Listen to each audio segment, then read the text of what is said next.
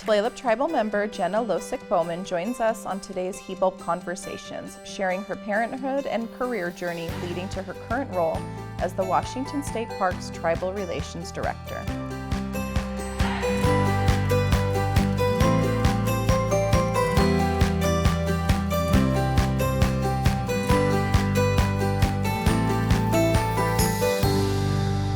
Hi, and welcome to Hibulb Conversations. I'm Mytyl Hernandez, and with us today is Jenna Losik Bowman.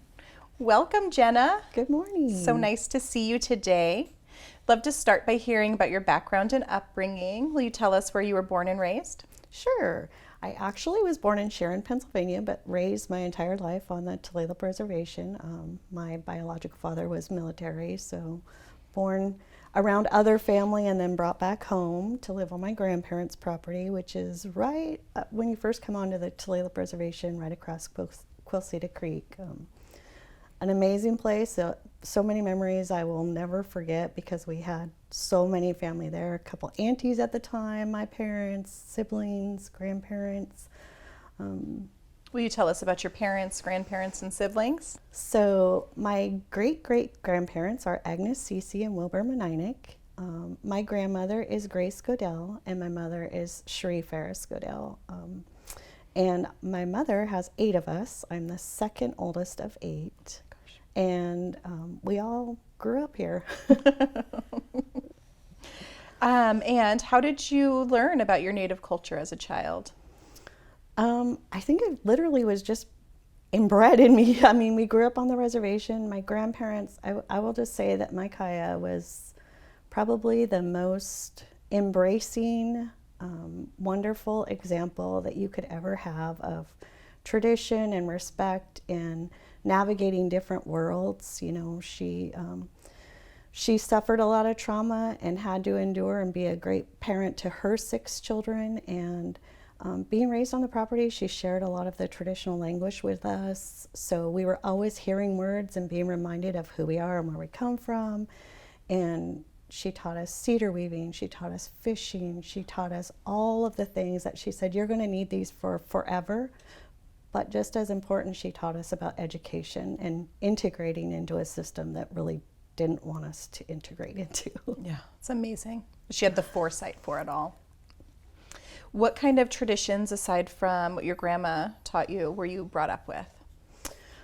The language, a lot of, from my mother. My mother was married very young, so had us at a young age, and so really was learning along with us, but it was invaluable learning because her love for cooking, her love for sewing, her, love for education really was inherited and taught. You know, she modeled the example of what we needed to do and be. Yeah, it's amazing.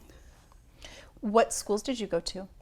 I went to, ironically, I went to one school in Marysville and then Tulalip Elementary, and then, as you know, we integrated into middle school, which was terribly hard for whatever reason. You know, being raised on the reservation, you know where you fit, you know your place, you know who you are.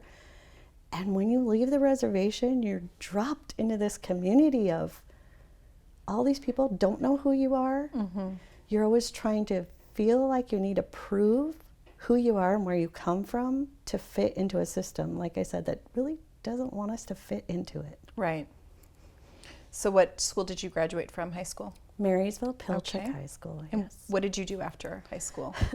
I actually entered into community college thinking, okay, I've seen the example, I want to be good at this. But ended up having children and dropping out. So I myself have given birth to 7 children. Okay. And tell me about them. My oldest will be coming up on 36. My youngest is 18. I'm so happy to say they've all graduated high school and are doing things in their life, and they really are an example to me. You know, I wish that I could start over and be a better example to them, but they're teaching me things that I never knew were possible, and they're breaking down barriers and forget the trauma, they're resilient. Yeah. They are resilient, and I just love it. I think of, being a grandparent now, I have 7 grandchildren. Oh my gosh. And I think they're just so much better parents than I ever could have possibly dreamed to be for them. And that's the it's goal, amazing. right? Yes, yes. That the next generation does better than you. Yes. So you did your job. I hope so. You did. Good job. So how did you navigate education while having and raising 7 children?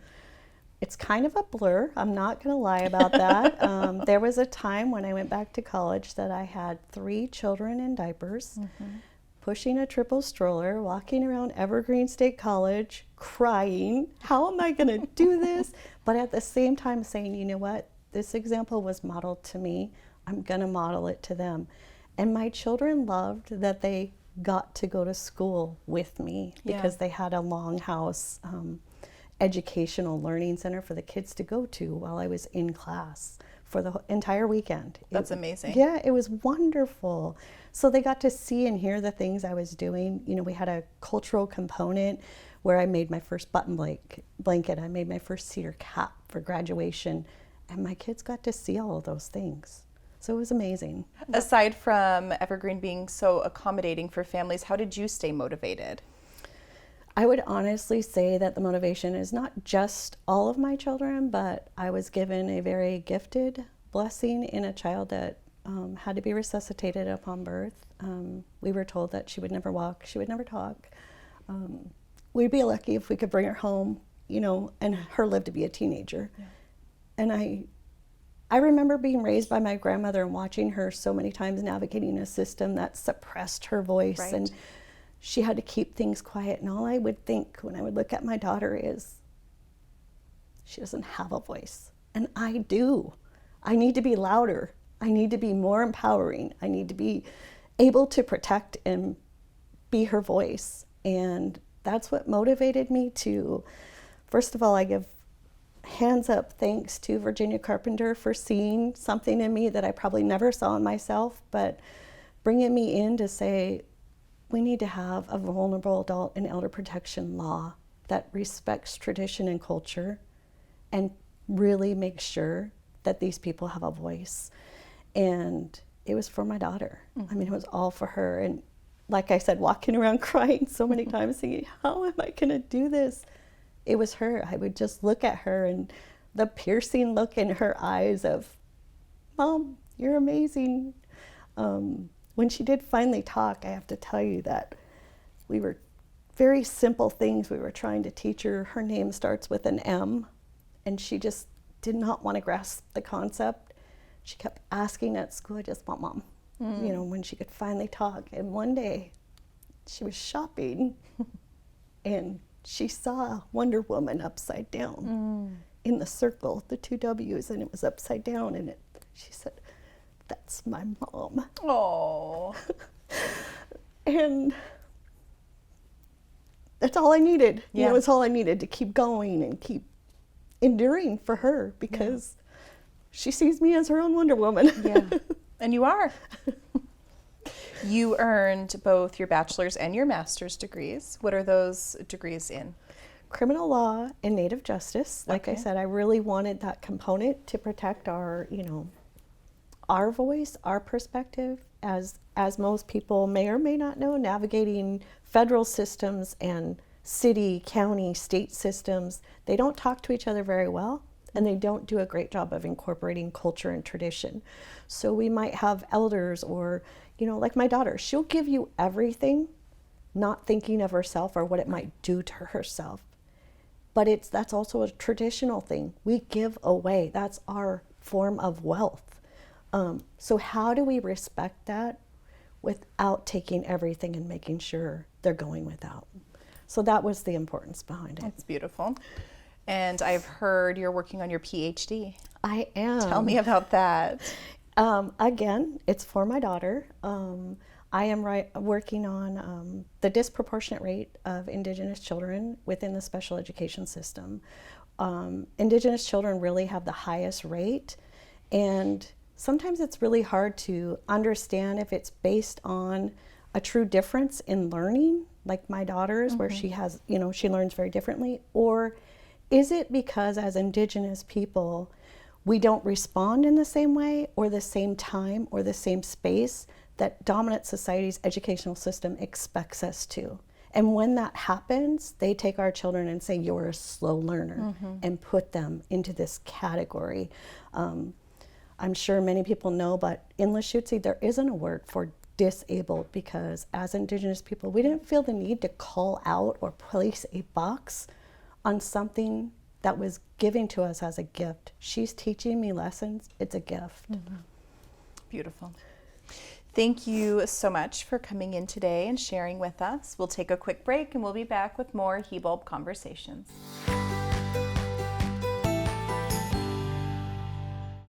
Welcome to the Hibulb Cultural Center and Natural History Preserve, where you'll discover the journey of the Tulalip tribes. Our interactive displays introduce you to the legacy of the Tulalip people told in our words and voices. A journey for all to experience.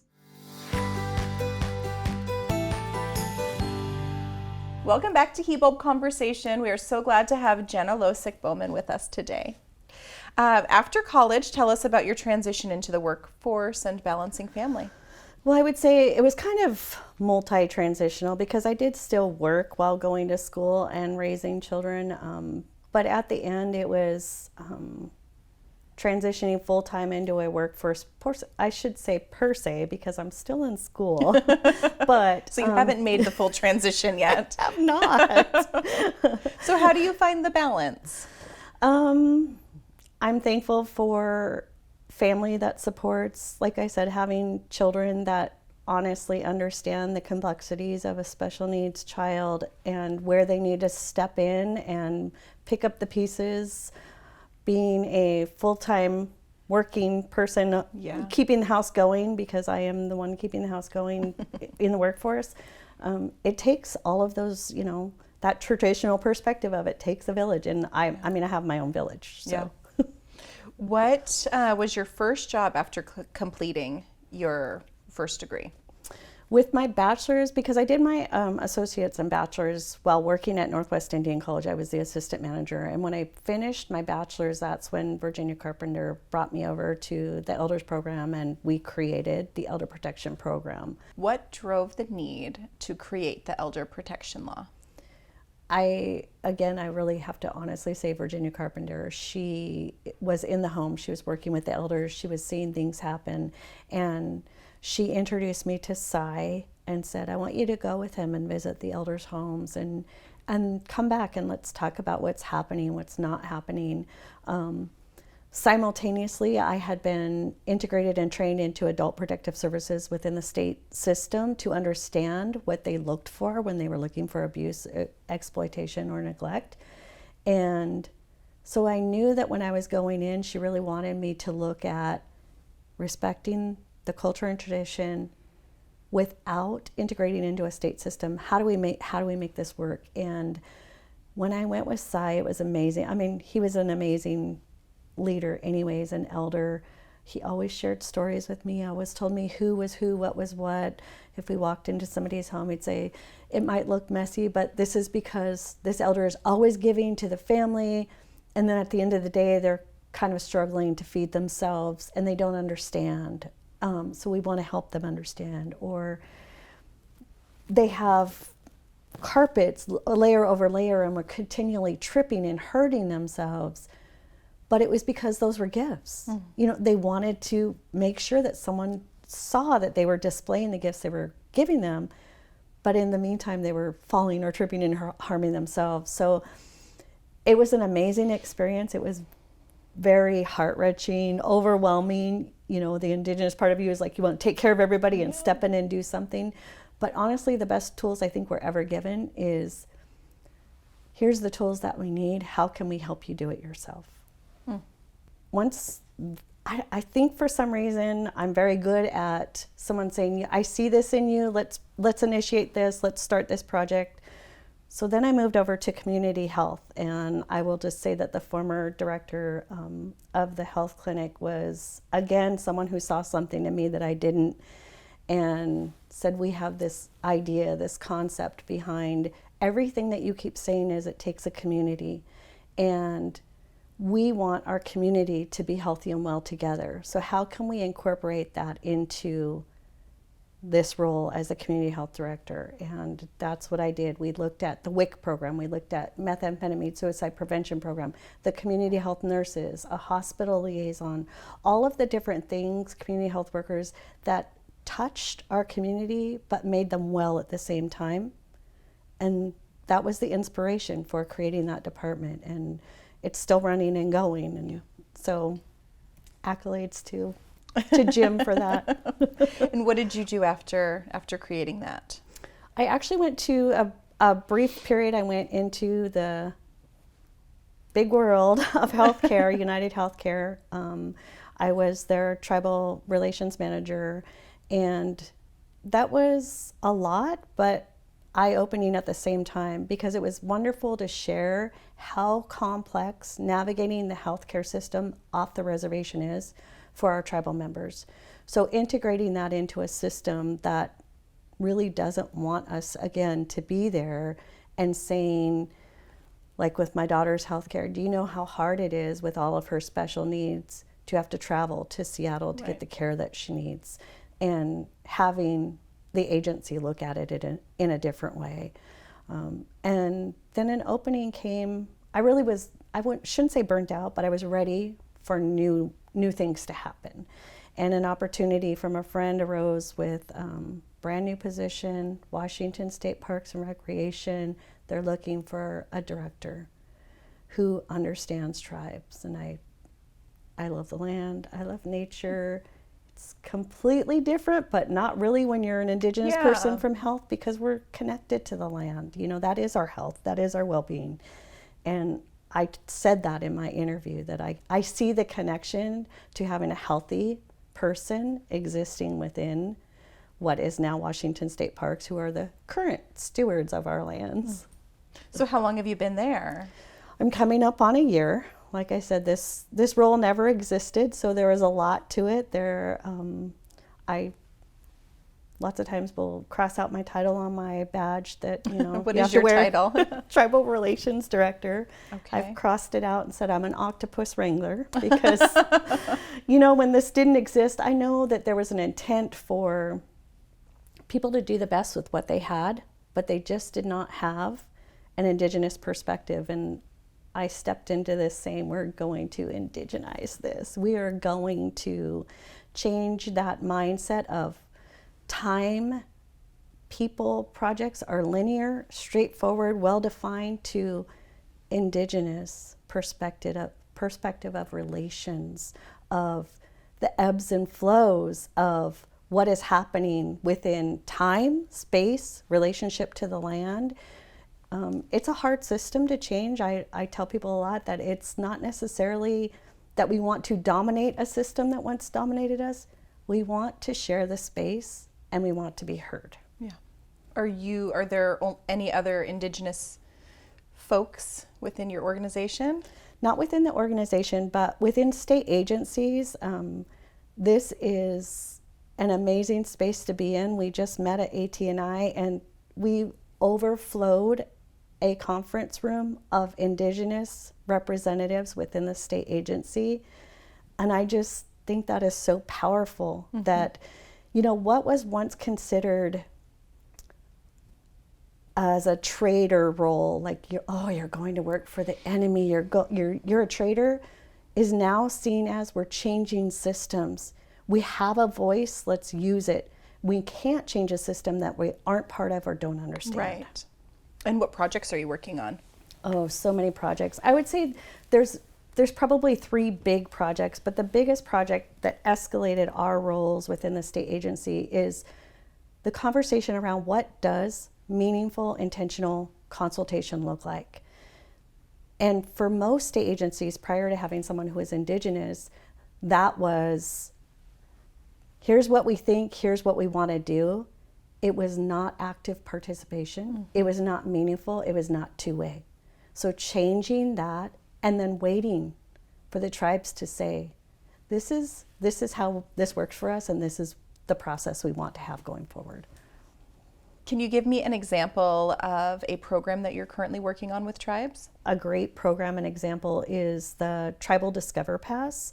It's a collaborative across state agencies, DNR, DFW, that Indigenous members shouldn't have to pay to access the lands that we once inhabited. So we provide each tribe upon their request. We don't go through and scrutinize right, wrong, indifferent, who they're selecting for or how many. We speak with the tribe, we let them know we have them, and then we hand those over to the tribes to handle, manage, and navigate as they see appropriate, which I think is a great piece to say we are supporting the aspect of sovereignty. This is their own tribal nation. Let's let the tribe decide how they want to disperse these. And how can tribal members use a Discover Pass? They can use them, they hang them in their window. The great thing about it, I have one actually in my work vehicle right now. I take it around to show our staff what they look like, because a typical Discover Pass has, the date and year and expiration. Tribal member Discover Passes do not.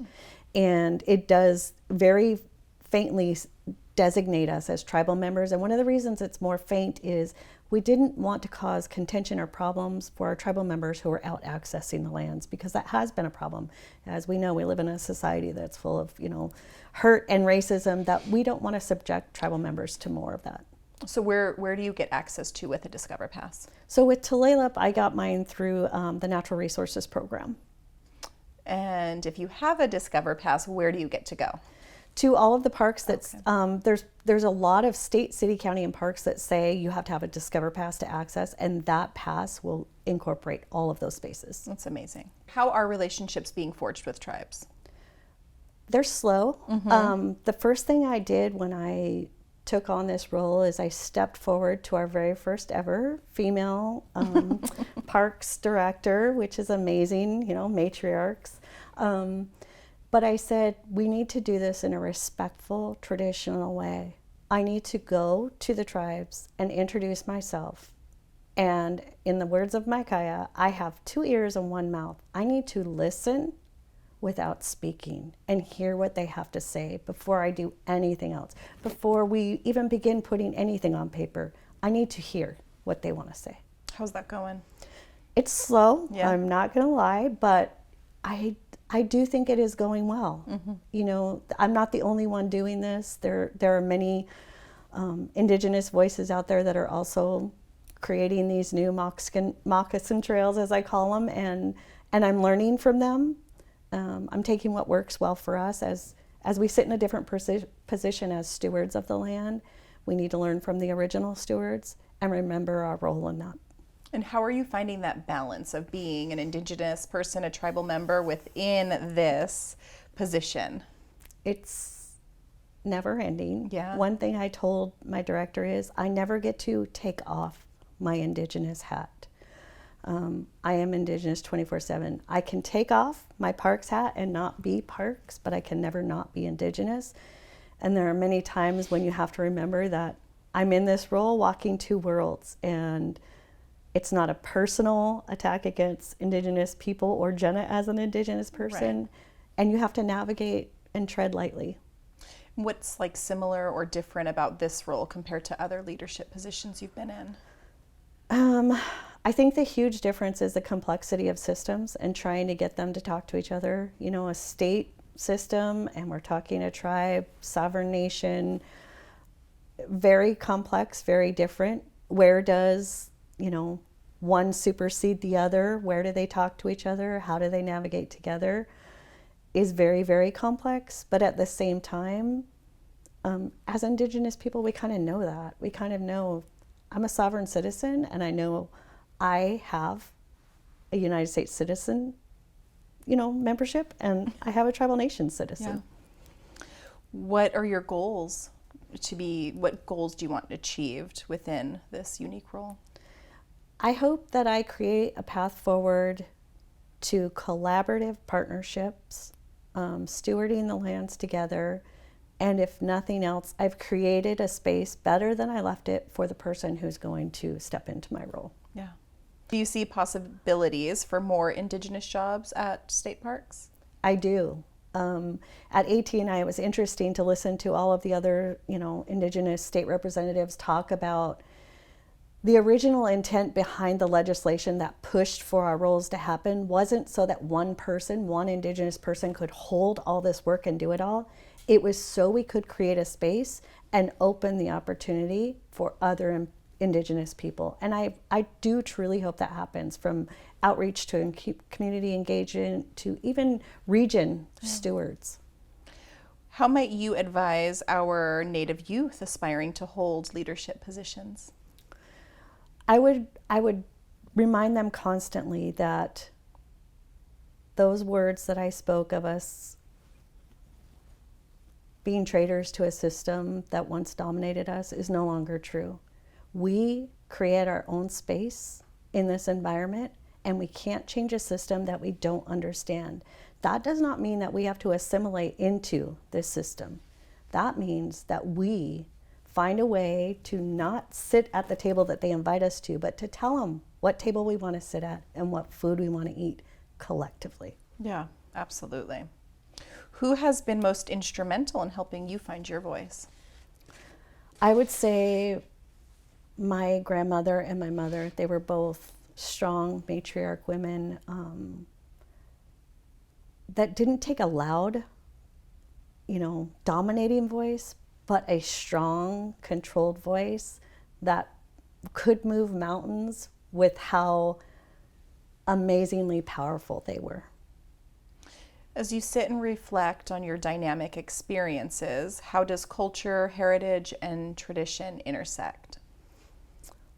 I say that they are the complete circle of who I am. I stood up at one of our commission meetings and explained the difference between, cultural resources and Indigenous knowledge. And I said, quite honestly, I am a cultural resource because all of those things are connected to me. How did they react to that statement? They agreed. Yeah. It was a very different perspective. Yeah. It's something they've never heard, but they were like, I've never heard this, but you're right. You're right. What Native traditions have worked for you and your family? I would say the most valuable tradition to me is bead work. I love to fish, don't get me wrong. It's definitely like calming and relaxing to be on and near the water and ingesting, salmon that I've been raised on. But the bead work, the thought, the process, I can still be talking to other people and still be doing it. Yeah, connects me, yes, to who I am. Yeah. What kind of bead work are you working on right now? I'm actually working on a couple of earrings, and I have granddaughters, like I said, so I have made them all moccasins, and my goal really is to finish the beadwork on the moccasins. That's a big goal. Tell me about your future goals. My future goals are, I would love to be able to retire at some point and enjoy my family in a way that I've never been able to. Being connected to my grandchildren, we make sure that we do everything that we can to spend time and be the example that my grandparents were to me. My grandparents showed me the world. I was able to travel with them. Like I said, they took me hunting, fishing, gathering, everything, traditional language, and I want to do the same for my grandchildren, because if I don't, it will be lost. Yeah. Any thoughts or advice for the youth you'd like to share with us? I just would tell them, don't give up. Cry if you need to cry. Walk away if you need to walk away for a moment and catch your breath. But don't give up. The system is not set up to make us succeed, except for with each other. Yeah. Thank you so much for being here with us today. Thank you for sharing your life and your career journey. I've enjoyed my time with you. Tigwasi, thank you. Thank you. And thank you for watching Hibulb Conversations. I'm Mytyl Hernandez. Until next time.